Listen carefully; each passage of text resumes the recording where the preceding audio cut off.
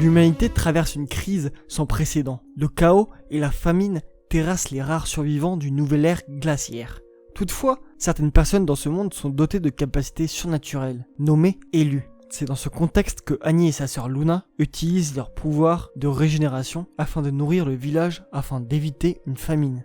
Cependant, la paix ne dure pas et des militaires du régime de BM-Dolg, en quête de vivres, s'emparent d'habitants du village pour en faire des esclaves.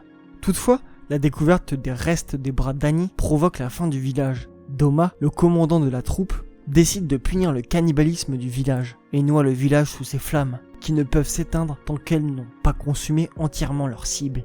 Le village sous les flammes, seuls Annie et Luna parviennent à survivre, mais cette dernière finit par succomber, son pouvoir étant inférieur à celui de son frère. Luna lui disant de vivre à travers ses derniers mots. Annie passe alors 8 ans à souffrir jusqu'à maîtriser son pouvoir ou sa malédiction et partir venger ceux qui ont tué sa sœur et détruit son village. Mentir est-il nécessaire pour être heureux? On va voir cela dans cette vidéo.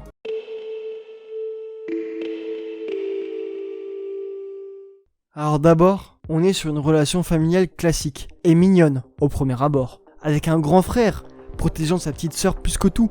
Par exemple, c'est lui qui se coupe un membre pour nourrir le village. Par contre, en y regardant de plus près, c'est beaucoup plus sale que prévu. Quand il la perd, il perd toute volonté de vivre et veut se tuer. Mais sa sœur lui dit « Tu dois vivre !» Cela devient son but, car c'est le souhait de la personne le plus chère à son cœur, par le biais de la vengeance. Par contre, il n'arrive pas à faire son deuil, car il la voit partout, que cela soit en souvenir bref ou par des femmes qui lui ressemblent très fortement. Et il y croit intensément, car la vérité serait trop dure à accepter, en plus d'accentuer sa folie perpétuelle.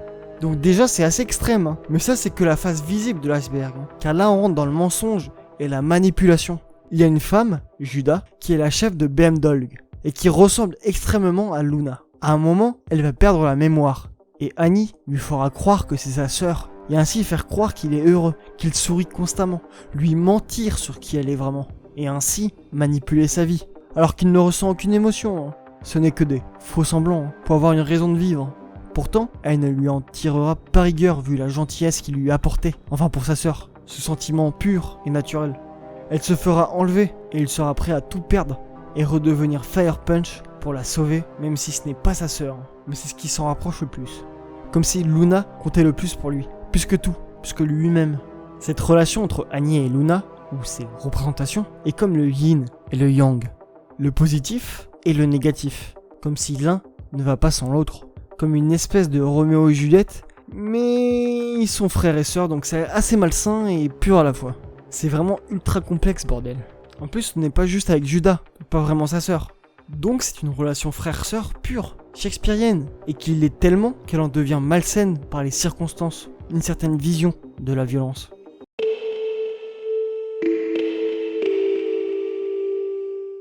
On a affaire à une représentation de la violence parfaite qui permet de faire évoluer Annie. Déjà, on a un trait peu ancré, en adéquation avec le côté abstrait des situations. Cela rend le tout réaliste et dérangeant à la fois. Lors de sa transformation en Fire Punch, on a le droit à une séquence haletante où le temps paraît infini, tant la souffrance doit être terrible. Et juste avant, on ne voit pas Doma balancer ses flammes. On voit que le résultat, et c'est terrifiant et efficace à la fois. À l'allemande quoi, hein. Et on nous montre son adaptation à la douleur en 4 cases. 4 cases. Et pourtant c'est assez clair, hein. C'est du génie, hein. On a aussi affaire à un montage alterné avec différents résultats. D'abord, les combats sont très présents dans l'œuvre, et souvent tout en nervosité, et finis en peu de coups. Net et sans bavure, réaliste et violent. Mais ici, on a un violent enchaînement de coups de poing sur Judah, et interpellé par des flashs de sa sœur, comme s'il voulait la revoir. Ce qui donne un aspect ultra poignant et terrifiant à la fois. Ou alors, lors d'un entraînement, avec son apprentissage d'arts martiaux, de résistance à la douleur, alterné avec un dialogue avec Togata qui lui apprend des mots grossiers en anglais et lui demande s'il pisse des flammes.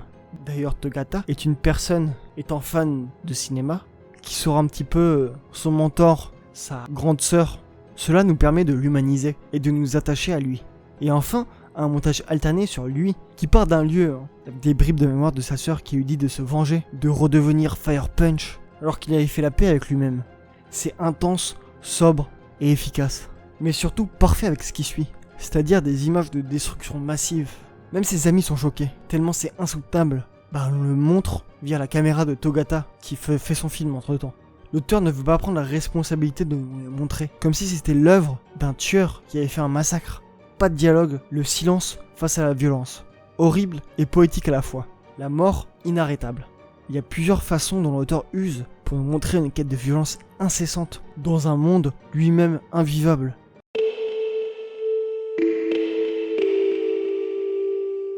L'ère glaciaire est un climat assez présent dans l'univers post-apocalyptique. Ici, en plus d'être en adéquation avec le pouvoir de Fire Punch, la glace et le feu, le climat permet d'avoir des conditions de vie difficiles avec le froid et le peu de nourriture, des habitants qui s'entretuent pour la moindre ressource ou le moindre désir, ou la morale qui s'estompe progressivement. On a divers groupes de survivants, des petits villages qui se nourrissent de chair humaine ou de ce qu'ils trouvent, des bandits qui détroussent ce qu'ils peuvent sans remords, et un empire totalitaire colonialiste et cruel. Ce régime, c'est celui de BM-Dolg, qui utilise des élus, donc des possesseurs de pouvoir, pour asseoir leur puissance contre les autres. Ils rendent en esclavage la plupart des hommes valides, les femmes en pondeuses d'enfants, et les élus servent dans l'armée, ou s'ils utilisent certaines compétences, comme carburant. Il y a certes des armes, mais ces pouvoirs les avantagent grandement. C'est même une malédiction pour certains, comme un personnage qui veut changer de sexe, mais sa capacité de régénération lui en empêche. Ou même le pouvoir d'Annie, qui lui crée pas mal de problèmes.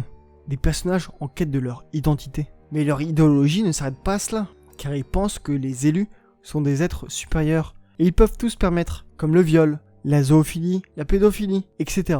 Pourtant, il y a de l'espoir dans ce monde. C'est étonnant, Avec notamment tous les personnages qui humanisent Annie, et qui essaient de survivre et de vivre normalement, qui permettent au lecteur de s'attacher à ce récit. Mais aussi via les nouvelles générations, qui donnent un aspect inverse à toutes ces horribles personnes actuelles et à la génération pré-ère glaciaire qui a fui la Terre en perdition et a laissé toutes ces personnes là-bas. C'est assez horrible, Un monde classique à première vue, mais qui impacte l'humanité et le repousse vers leur dernier retranchement.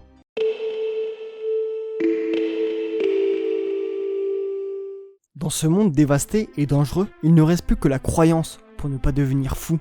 Et cette croyance était tournée vers le Saint-Empire BM-Dolg, par les soldats qui y croient inlassablement, et le peuple soumis qui y est obligé par la propagande ou les manipulations du gouvernement, jusqu'à qu'Annie soit arrivée pour combattre cet implacable régime et les libérer du courroux. Mais cela, c'est ce que les gens croient, car les sauver, ce n'est pas du tout son intention. Il veut juste se venger et ne tient pas compte des conséquences et des personnes autour de lui. L'exemple le plus flagrant est Sun, un jeune garçon avec des pouvoirs électriques qu'il sauve sur le chemin de sa vengeance. Il est fasciné par Fire Punch. C'est son plus fervent adepte. Il ne croit qu'en lui. C'est d'ailleurs lui qui convertira tous les esclaves de la divinité de Maître Fire. Car comme dira Togata, il faut des voix divines pour diriger ce peuple désemparé. Lors de l'affrontement pour détruire BM-Dolg, c'est la représentation du peuple qu'on perçoit. Car Annie ressemble à un dieu. Il ne ressemble plus à un humain, mais à un corps sans âme qui détruit un signe divin. Il atterrit même des cieux pour combattre un élu, dans un combat qui détruit la ville, un combat divinement épique. Et surtout, il y a une image à la fin de l'affrontement, où tout le monde le prie, tel le messie que tout le monde croit. Mais pour qu'il continue de croire en lui, il faut les nourrir, les loger. Il faut qu'il prenne ses responsabilités de Dieu et faire des vrais miracles, comme trouver de la nourriture. Mais les conséquences de ce mensonge avec des gens qui pourront être très en colère s'il ne les protège pas. Ou Sun, qui sera vraiment persuadé qu'il est un dieu en soi, assumer ce statut de créateur divin, de symbole alors qu'il n'est que Annie, un simple homme voulant retrouver sa sœur. Et quand il deviendra ce que tout le monde voyait, ils seront très déçus. Cela nous montre les conséquences d'une fausse doctrine.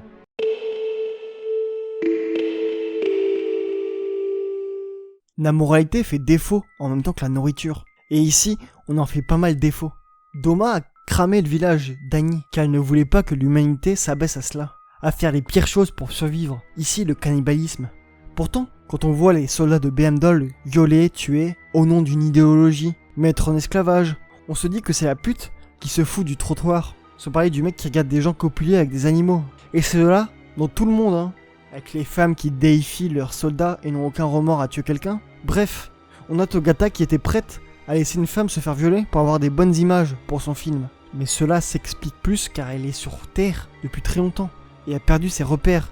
Et son but est de faire le film parfait, ou la sorcière qui veut détruire le monde pour refaire une civilisation et refaire des Star Wars de bonne qualité. Une morale qui se base sur des objectifs vains, une sorte de nostalgie ultime, des personnages limite enfantins.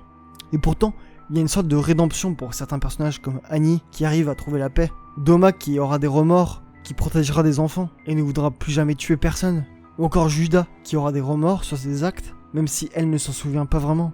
Bizarrement, malgré le ton macabre du monde, au fil du récit, avec le temps, la morale devient de plus en plus positive, humaine.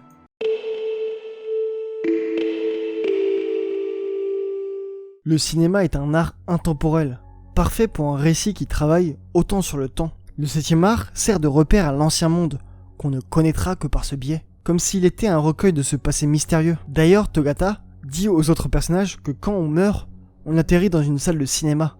On regarde des films éternellement, comme si c'était le paradis d'être bien installé dans une salle climatisée et regarder des fictions avec les gens qu'on aime. C'est pas trop beau ça ? C'est une idée si paisible qui contraste avec la vie de ces personnages. Mais c'est par Togata qu'on voit l'importance du cinéma dans le récit. Tout ce qui lui importe, c'est cet art. Elle pense cinéma, elle dort cinéma. Et son film passe avant sa propre vie. C'est elle qui décide d'agir en fonction de son film. Quand elle trouve un combat redondant, inintéressant, elle le coupe au montage. Et on ne le voit pas. Est-ce que ce serait pas une métaphore du mangaka lui-même ? Elle choisit la jeune nénette comme cadreuse ici. Elle nous filme les actions d'Annie comme Togata les veut. Et je pense qu'elle représente le spectateur qui veut de l'action, du sang et du sexe. Et ne veut pas de ce récit anticlimatique. On ne sert pas ce que veulent les spectateurs. Elle essaye même de le changer en influençant les événements. Le cinéma est une forme de négation de la réalité. Et permet à l'auteur de jouer avec nos attentes sur le récit. Et sur notre personnage principal.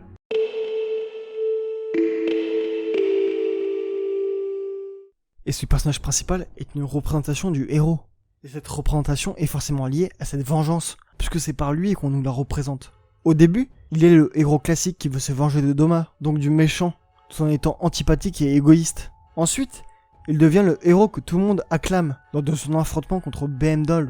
On crédibilise sa quête et son existence. Il est un héros. Puis, il succombe à la haine. On ne verra même plus sa tête, pour montrer qu'il a, à ce moment, perdu toute humanité et tout contrôle.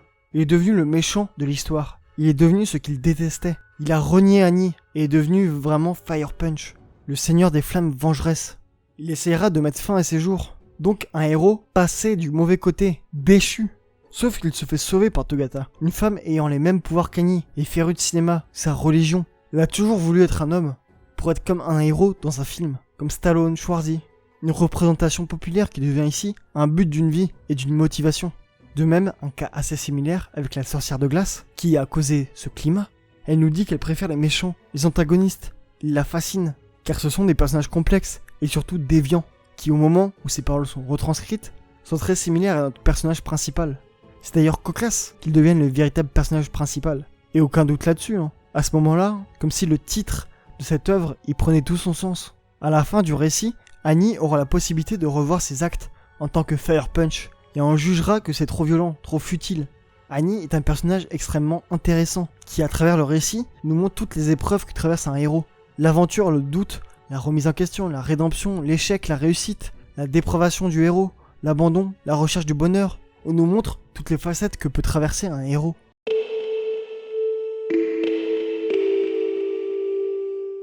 Et du coup Luna, c'est son but de le retrouver. Et la vengeance de sa mort, le prétexte. L'évolution de cette vendetta correspond parfaitement à Annie. Au début, il est dominé par la haine et la volonté de tuer Doma, ce qui lui a permis de résister à la douleur des flammes et survivre jusqu'au bout. En quelque sorte, c'est sa motivation, sa source d'énergie. Les flammes vengeresses en quelque sorte.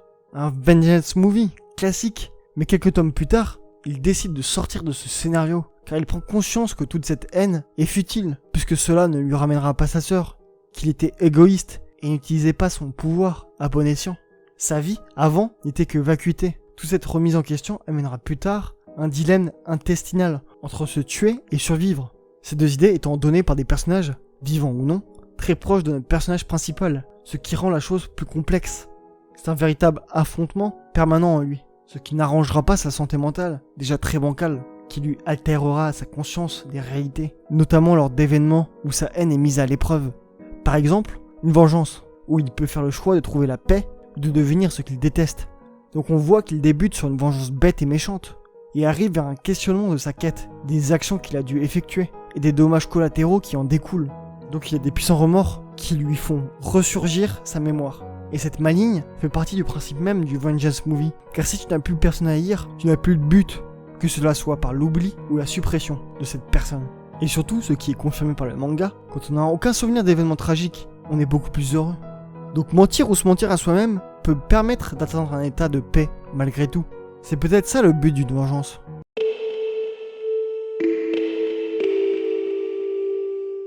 Donc mentir est-il nécessaire pour être heureux? Si on prend toute cette œuvre en compte, cela dépend du point de vue où l'on se place. Certains ont trouvé le bonheur qu'ils recherchaient, d'autres le malheur et la désillusion due à des mensonges. Que cela soit une fausse croyance, un faux Dieu, une fausse existence, c'est juste qu'on devient ce que le monde façonne, que cela soit en bien ou en mal, et que certaines choses ne peuvent changer.